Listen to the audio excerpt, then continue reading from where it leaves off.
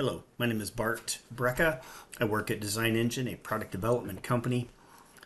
We also maintain a training arm and a blog. Wide variety of training from manufacturing to Creo surfacing to SolidWorks advanced assemblies.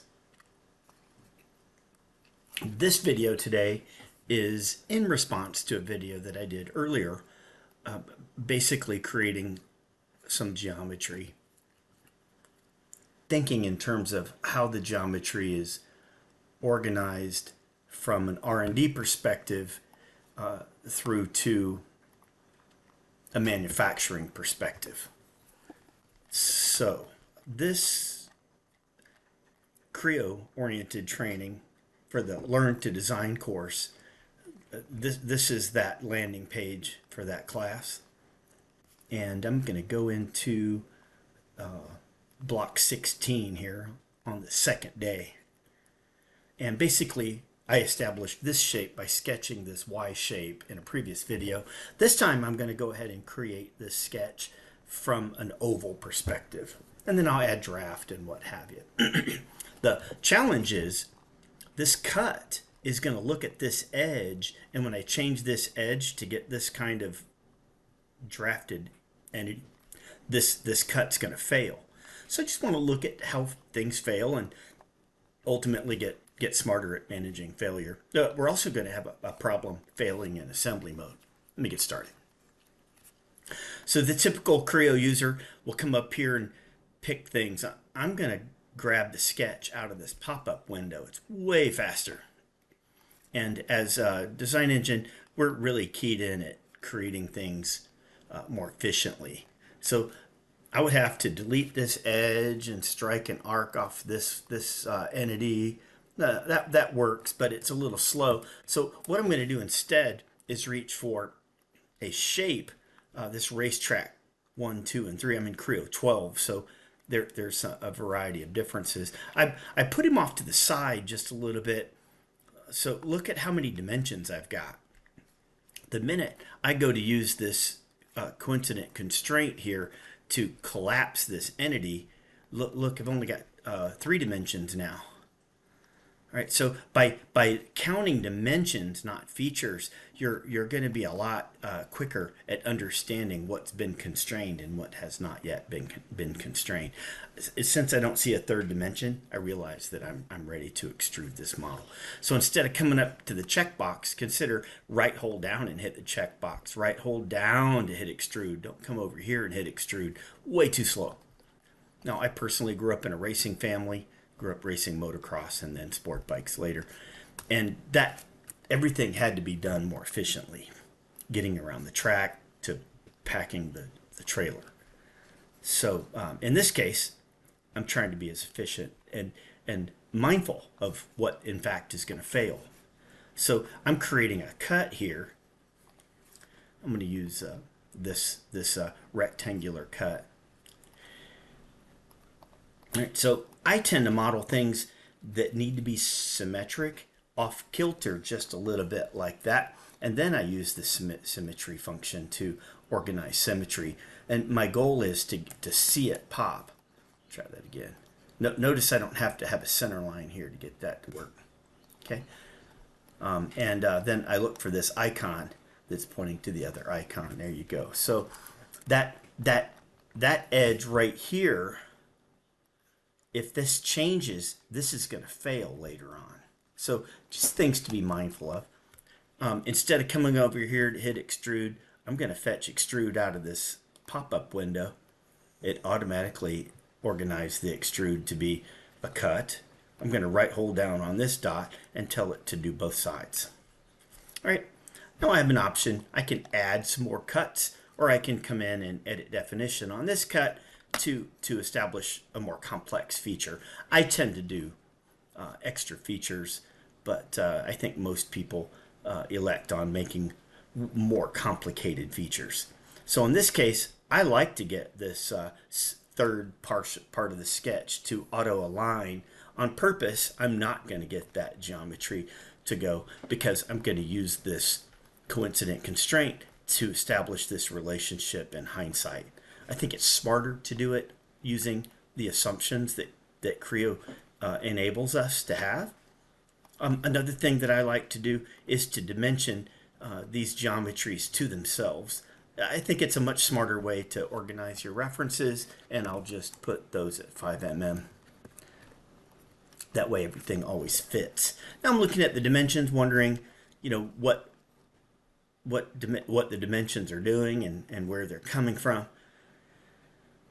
Maybe this dimension is important, and then I'll create a dimension. You can lock some dimensions in Creo.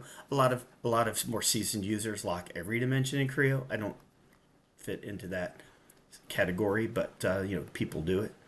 So that I think makes pretty good sense. Well, where's this dimension coming from, right? Maybe it makes better sense to establish that reference to the center datum plane. But whatever it is that you think is necessary, please dimension it in that way. Now I'm going to go ahead and create an assembly and talk about maybe what I shouldn't do or shouldn't do. So let's go ahead and create an assembly. Before we do so, let's rename this feature and call it block 16, because that's the one that I'm duplicating off the website, the training material. I'll call this one block 16. It has the same name itself, but its extension is different, so we won't be in conflict. I'll go ahead and reach out of memory to grab the part itself, and I'm going to right hold down and reach for default constraint. You'll see a lot of seasoned users establish these references. This datum will go to the equivalent datum in the assembly. This is way faster. It does the same thing. Right, so here's where I'm getting ready to make a mistake. Not so much the Control-C, Control-V, which is pretty cool because it remembers all the references that I make. The mistake that I'm getting ready to make is to establish this cylindrical face to that cylindrical face. And we'll talk about this a little bit. But in my effort to show you how to manage fail mode, because that's what new users should be equipped to do, I'm going to do it wrong on purpose. Wrong's a relative term as well. So I'm going to take this allow assumptions off, which allow me to use this white glove over the hand. All right, so that's a little bit of a mistake. What would be more convenient for me? I'm going to redefine this geometry. What would be more convenient, especially if I care about the manufacturing people, it's a different company, different team maybe, is to put this point down at that vertice. Notice I didn't do it at the other side. When I check out of here, it creates this axis because of that sketch. Super helpful, especially if I don't want to have to come back and do the assembly constraints again. Right now I've got to, I've got a part that needs to have draft added. So that's where I'm going to go and go Control-C, Control-V on this thing, use Control and right mouse button to move it around. So I'm just going to find it frustrating. I don't want to create a relationship to something that's going to change. Maybe it makes sense, but in this case, I'm going to edit definition on that thing, edit definition on that final part that I just added, and delete the first constraint. Now I can hold my Control and my Alt to move it around. I don't use this WYSIWYG dragger. A lot of people do. I'm going to go axis to axis. Way smarter way to build. It's kind of the same thing. Notice this box in front of the letter B. That's indicative, like in SolidWorks, how you get the minus sign, that you didn't fully constrain it. And I can use my my white glove to kind of manipulate this 3D printer chain as I do. Now, when I come over here and start adding draft, that's where I'm going to get the problem. Because I assembled everything to the axis, I'm cool. But because I assembled it to the cylindrical face, I'm going to have a struggle. So let's go experience that struggle. Another struggle is going to be that this cut is going to fail. But let's experience failure. I'm going to left click on here, right hold down, and turn that thing to construction geometry. I'll take and strike an arc off here to get my eyelet. This is what we might have to do to get draft on something that's been sketched. I'm going to establish, it's automatically creating tangency here. Okay, I wanted tangency at the bottom, not tangency at the top. And then I'll create some organization. Here I'm getting tangency to occur kind of dynamically. Yeah, so any changes I make should update tangency. And all three of these sketches I'll turn to construction geometry because they're not really part of the geometry anyway. I like length and theta, or an acute theta. There we go. Let's exercise it to see it work. 5, 15. I'm flexing the geometry through its motion. And you might also notice that my overall dimension, which is kind of irrelevant to me, but what I don't want is to dimension to what would be the arc, which is what I had when I fetched the sketch out of the palette. What might be more advantageous is to actually dimension to the center. I haven't put the hole in yet. I'm going to do the same thing to the other side, but for sake of time. Okay, so what's failing is this sketch, the sketched extrude. Let's go explore that. Okay, it's missing an edge. No problem. I'm just going to delete it. Creo wants to update one of these references as well. That's understandable. I'll just come and look straight down upon it and then reestablish my coincident constraint. This time I'm establishing my constraint to the drafted edge that didn't exist before. So that's managing fail mode. Makes sense. Look, I don't have draft on this end. I also have to establish draft on these faces, so I'll do that in a moment. But first, let's go look and see what fails in the assembly. So you've got a triangle tag, caution tag. I see. It's exactly what we anticipated. I'm just going to delete all of the reference to the cylindrical face, and instead reestablish the reference to the axis.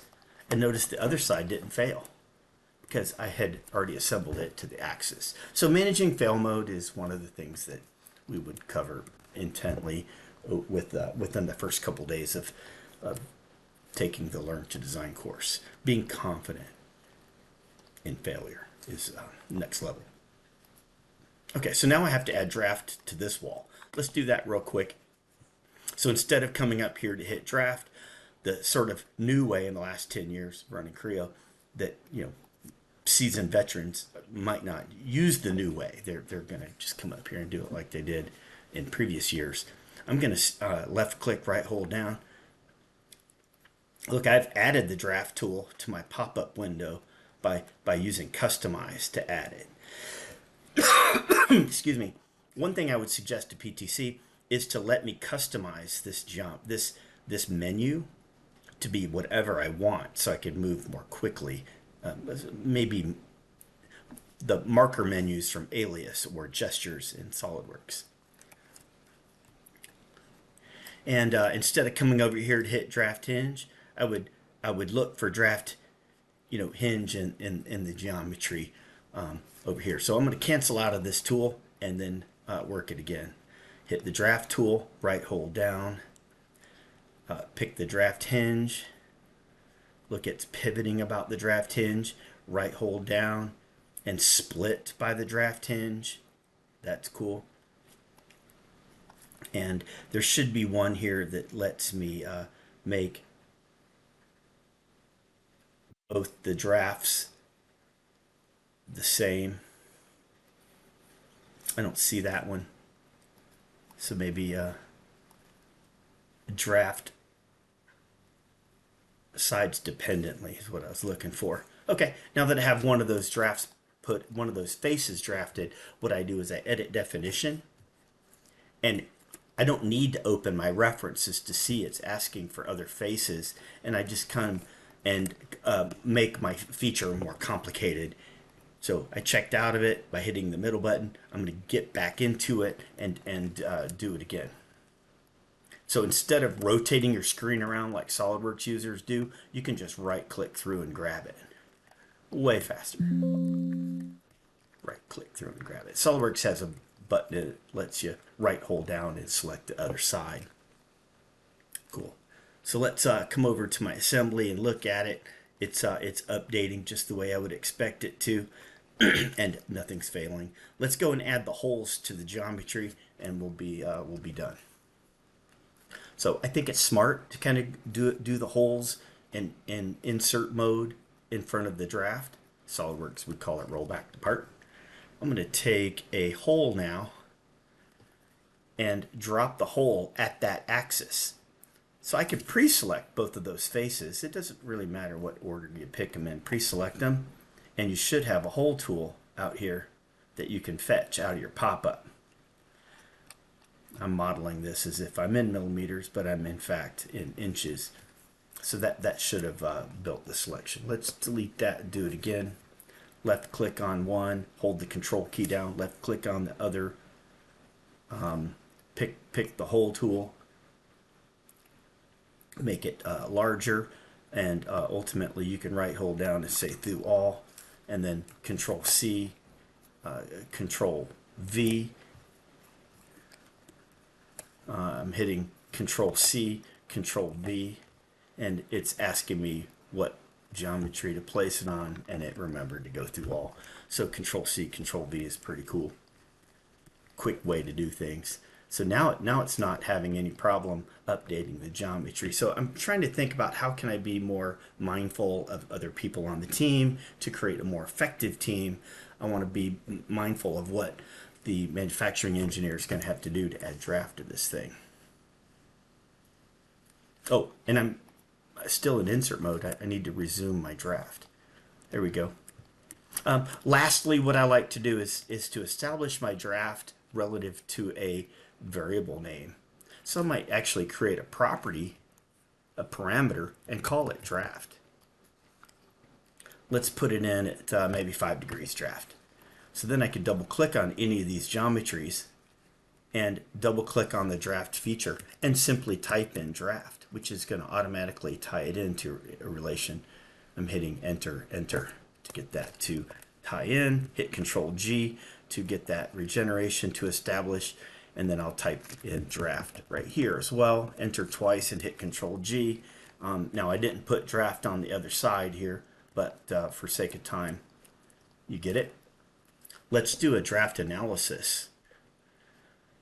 So I'll just pick the entire part, pick the pull direction, and it will color the geometry in 2 colors, one being draft in one direction and one being draft in the other. I'll turn my shade mode off and my datum planes off, and look, anything that's white is going to have a no draft situation. So these pins are pulled out from the side, not an issue. And you can see I've got a couple millimeters of gap that's going to scrape off any texture. After about I don't know, 5,000 parts out of the mold, that's going to become a shiny spot in the geometry. All right. Consider taking a class at Design Engine. I look forward to meeting you in class.